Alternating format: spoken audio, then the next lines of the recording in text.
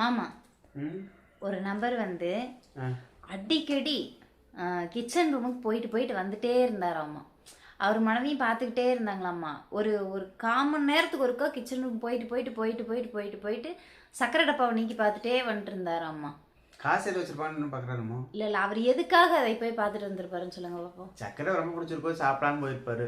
திங்களுக்கு 1 million சக்கரையா தின்னு போயிருப்பாரு. உன்னை மாதிரி இதெல்லாம் தின்னுட்டு ஆள் இருந்தா அப்புறம் அவர் என்னதான் பண்ணுவாரு?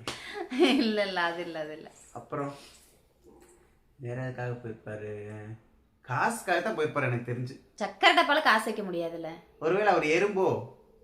இல்லைங்க. எப்படி பார்த்தாலும் இருக்குது. அவரே போய் சக்கரை டப்பா டீ போட்டு குடிக்கலாம்னு நினைச்சாரா? இன்னும் 1/4 மணி நேரத்துக்கு ஒரு தடவை போட மாட்டாதே. பரவாயில்ல, நீயே சொல்லிருமா. அவர் முன்னத்த நாள் தான் ஹாஸ்பிட்டல் போயிட்டு வந்தாரம்மா. சரி. டாக்டர் சொன்னாராம்மா, அடிக்கடி சுகர் செக் பண்ணிக்கிங்க. அதனால கிச்சனுக்கு போய் போய் சுகர் பண்ணிக்கிறீங்க. கடுப்பேத்துற மாதிரி